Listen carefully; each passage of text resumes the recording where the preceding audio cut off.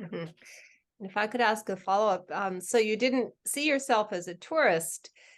Is that what you said? It kind of Yeah, bothered you to be seen as a tourist because you yeah. belong there in some ways. And then my other question is, how did you come to Quakerism? And I believe your mother, Connie Jolly, was a friend. Yes. And how did she come to Quakerism if that's how you came?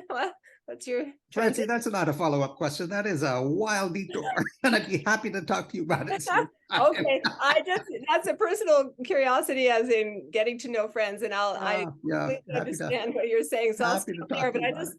I also thought that it's where we come from and where we to the places to which we return, and the meaning is part of what I'm hearing for you, and I believe from Barbara when she speaks. So I'll stop there, but thank you for sharing this. I Yes, a lot of yes, thank follow-up you, Francie. possibilities. Thanks. Betsy. Paul, I was curious. So I think my question, which was what actually brought you to Turkey to spend any time in mosques. So I'll ask instead, where else did you visit? And were there any other meaningful places or people that you connected with? Yeah, absolutely. I spent 2 weeks on the southern coast in Alanya and Antalya.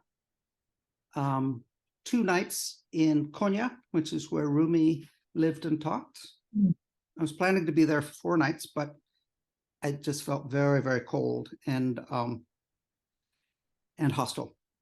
Hostility is a speculation on my part, but I did not get any eye contact from people that I tried to talk to there. So I escaped back to the coast where people were much more accustomed to Westerners. But the other answer to the question about why Turkey is that, and I was kind of making a list in my head of mistakes that historians make, or mistakes that writers of children's history books make by not acknowledging Turkey. I'll just give you a quick rundown of some of the highlights. The Roman Empire was established in Constantinople. It was not established in Rome. I had to read 3 or 4 books to kind of get my brain around that. We talk about the Crusades as if the Christians from Western Europe were going to retake the Holy Land from the infidels. Well, in order to do that, they had to go through Istanbul, or Constantinople, which was the wealthiest and one of the largest cities in the world, and a Christian city. So it's that kind of binary vision of the Crusades is very simplistic. Here's another example. Christopher Columbus, I learned in school that he wanted a shortcut to the Indies, right? He didn't care about the distance. He cared about breaking through the monopoly that the Turks and the Genoans and Pisans and Florentines had on trade. The Dark Ages were not the Dark Ages. The Dark Ages were when the classics were in Constantinople, and the Renaissance was when the people who left Constantinople, when the Turks took over the city, they brought the classics with them and they taught people a little Greek. So I could go on and on, but the kind of obliviousness that we have about this place, which is such a fulcrum in world history, I think it was very gratifying for me to kind of immerse myself in a culture that's kind of a counter to the Western-centric narrative of history.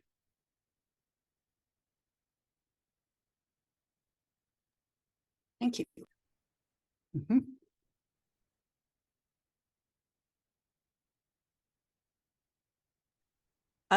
I'll say that my Rains Cohen, my husband's family, was in Turkey. They were kicked out of Spain.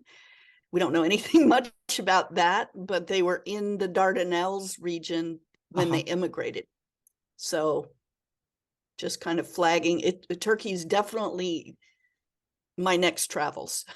When you say kicked out of Spain, are you talking about the great eviction, when Ferdinand and Isabella I think Spain did it first, and then Portugal, and they 1492, eliminated. yeah. There is Yep, a Jewish, so- there's a Jewish history museum in Istanbul, which has wonderful quotes from various sultans talking about hospitality to the Jews. Yeah.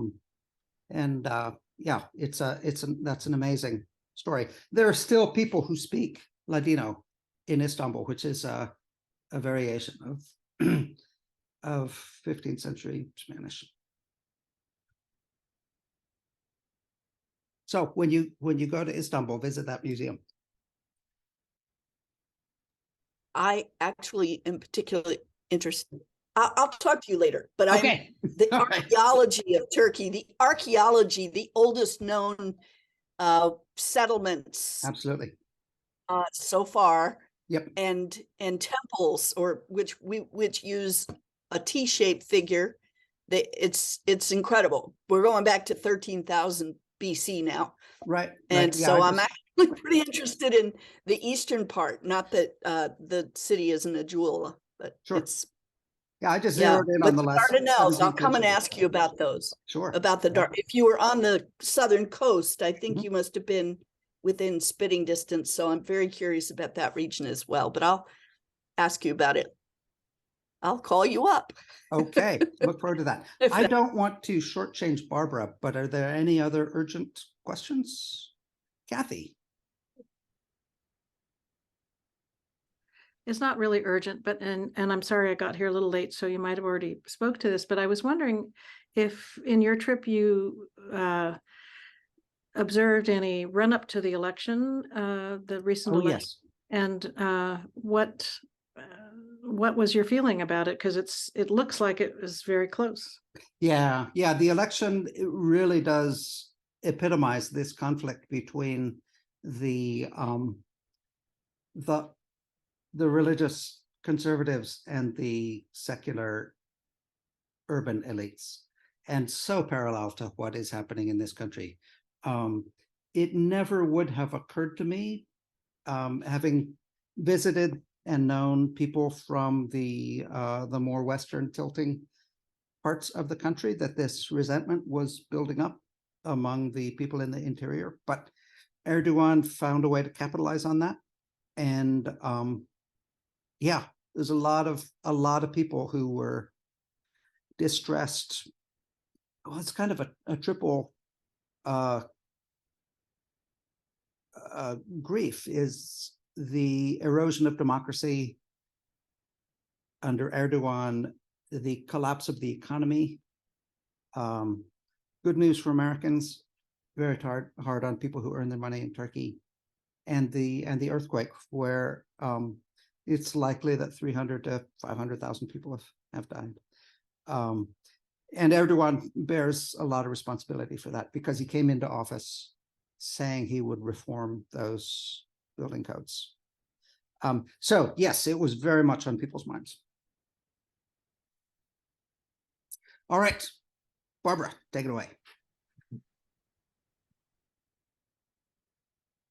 Thank you. Can I just double check, Paul, if it's recording? Is the recording? Yes, it is. Okay, thank you. And I'm gonna share my screen too, because my friends know that I'm incapable of speaking without a PowerPoint. So I have prepared a short PowerPoint without too many slides. But here is, whoops, let me go back. Okay, and slideshow. Whoops.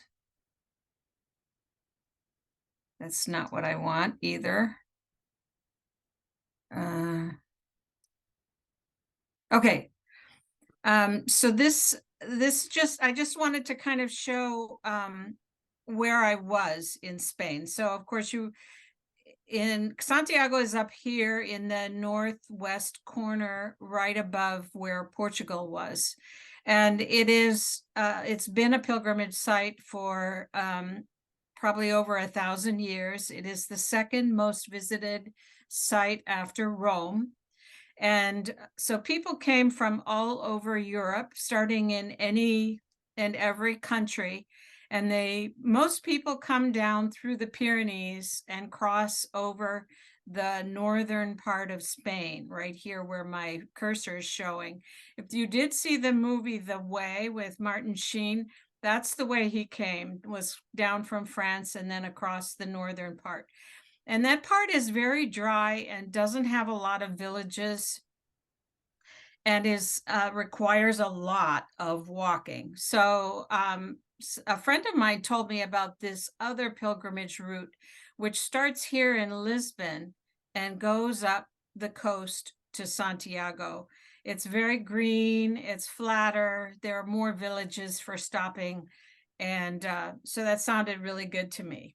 And over here on this map, I started in Vigo, which is down here, and then we walked up this red route through these towns, and then got to the top at Santiago de Compostela. And there's a picture of me walking with my walking sticks. Okay, so in the next slide, I want to talk about why I made this into a pilgrimage.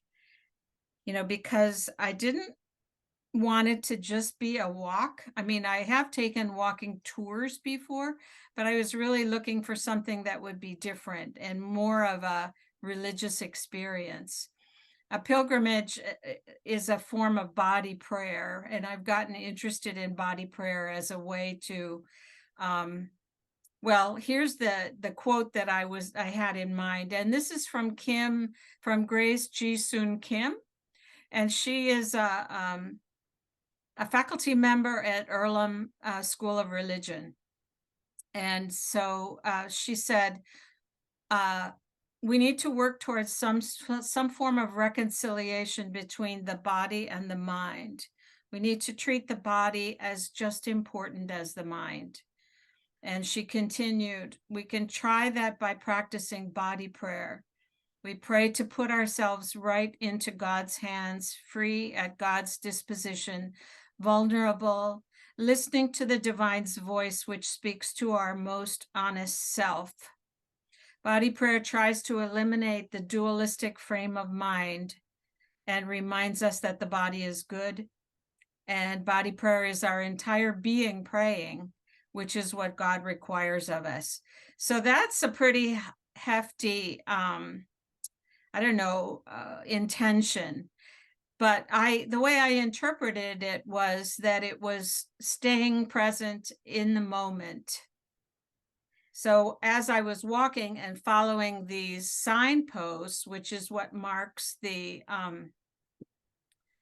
pathway, it's really well marked, in case you're wondering. You can see how green and beautiful the way was for us. This signpost is right at the beginning, where it was marking the kilometers here at the bottom. So I just tried to stay present in the moment, enjoying the beauty that was around me. And since what I do when I'm walking here is I'm usually listening to an audiobook, it really did make me feel like I was present and available.